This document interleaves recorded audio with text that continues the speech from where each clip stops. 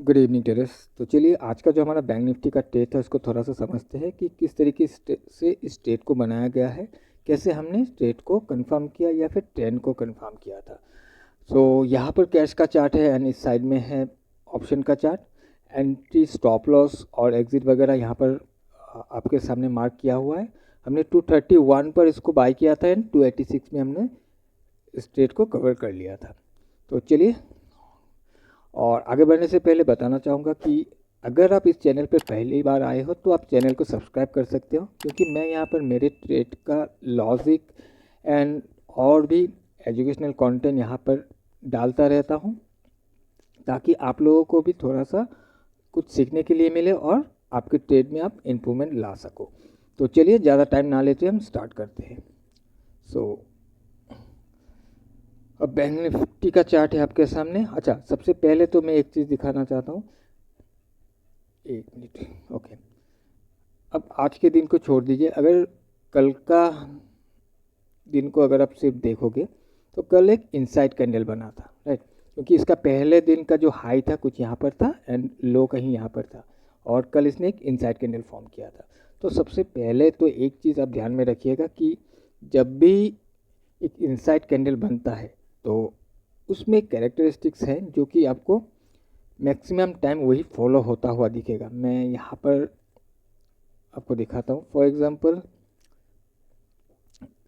ये कैंडल है, ओके, और एक कैंडल कुछ इस तरीके से बनता है जो कि इनसाइड है।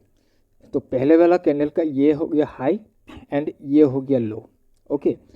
सो जब भी इस तरीके का एक इनसाइड कैंडल बनता है तो इसका जो पहला वाला कैंडल है ये रेजिस्टेंस हो जाता है, एंड वैसे भी आप लोगों को मालूम है कि कैंडल का हाई रेजिस्टेंस होता है एंड लो सपोर्ट होता है, और इसने इनसाइड कैंडल बना दिया, यानी कि कोई भी ट्रेंड का कंफर्मेशन नहीं दिया है यहाँ पर। ना हाई को तोड़ पाया ना ही लो को तोड़ पाया, ये अंदर ही ट्रेड करके क्लोज हो गया। तो इस तरीके का जब भी एक स्ट्रक्चर बनता है तो इसका देखिए क्या होता है कैरेक्टरिस्टिक्स।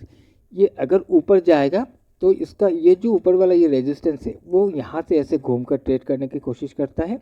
अगर ये नीचे आता है तो ये घूमकर कुछ इस तरीके से ट्रेड करने की कोशिश करता है। सो 90% ऑफ द टाइम आपको इसी तरीके का ही स्ट्रक्चर दिखेगा जब भी इनसाइड कैंडल बनता है। हाँ, अगर ब्रेकआउट कर जाता है तो अलग बात, ब्रेकआउट करके सस्टेन हो जाता है तो अलग बात है, तो उसी डायरेक्शन में चला जा सकता है।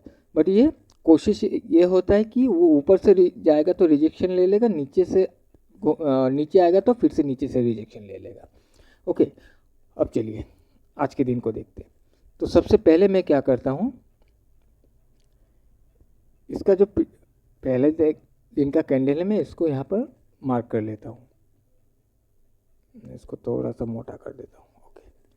चलिए, ये ब्लैक लाइन हमने मार्क कर लिया और मैं 3 मिनट चार्ट पर चला जाता हूँ। अब यहाँ पर देखिएगा,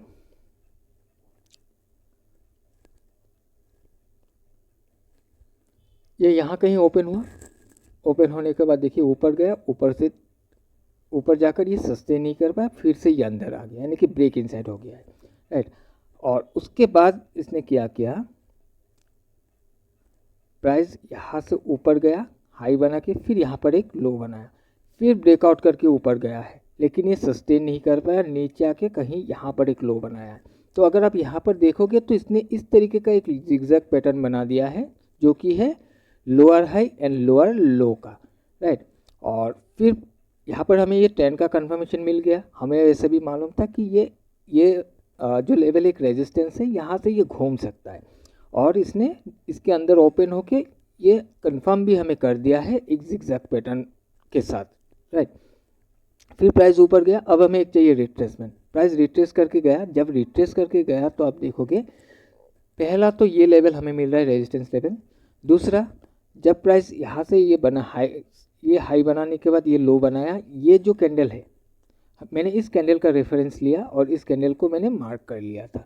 तो प्राइस जब ऊपर गया तो इसको टकराया, लेकिन इसके अंदर जाकर या फिर इस लेवल को तोड़कर बाहर क्लोज नहीं दे पाया। फिर से कोशिश किया, फिर से फेल हो गया। उसके बाद जो थर्ड कैंडल है इसने एक बार कोशिश किया ऊपर जाने के लिए, नहीं, फेल हो गया, फिर नीचे आके एक लोअर लो का फॉर्मेशन करने लगा। जब ये लोअर लो का फॉर्मेशन करने लगा तो मुझे यहाँ पर ये कंफर्मेशन मिल गया था कि अब ये प्राइस ऊपर शायद जा नहीं पाएगा, ये नीचे गिर जाएगा।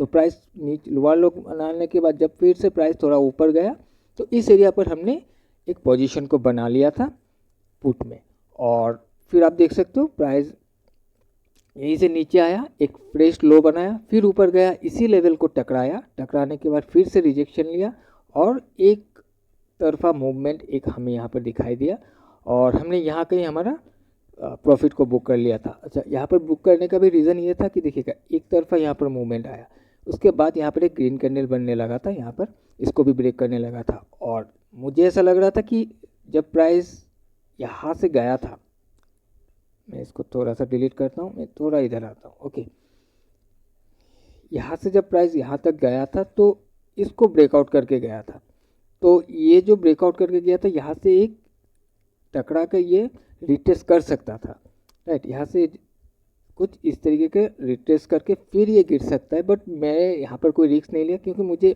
एक तरफा मूवमेंट एक मिल गया, अच्छा खासा प्रॉफिट भी मिल रहा था, तो जिस वजह से मैंने यहाँ पर हमारा पोजीशन को यहाँ पर क्लोज कर दिया। लेकिन उसके बाद भी अगर आप देखोगे प्राइस ऊपर नहीं गया, यहीं से प्राइस फिर से नीचे आया, फिर ऊपर थोड़ा ऊपर गया और ये एक लेवल था, ये लेवल आप लोगों को मालूम होगा, मैंने पहले भी बताया हुआ था। यहाँ पर टकराया, रेजिस्टेंस लिया और रेजिस्टेंस लेने के बाद फिर ये नीचे गिरता गया। तो ये जो भी यहाँ से जो मूवमेंट था, यहाँ पर हमने कोई ट्रेड नहीं किया था, हमारा ट्रेड यहीं पर फिनिश हो गया था आज के दिन के लिए। और जो कहाँ पर एंट्री कहाँ पर एग्जिट वो मैंने आपको दिखा दिया है।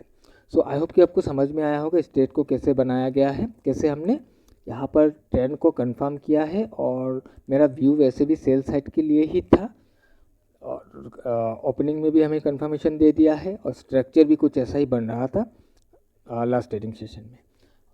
ओके, सो चलिए आज के लिए इतना ही, हम मिलेंगे नए वीडियो में। Till then bye bye.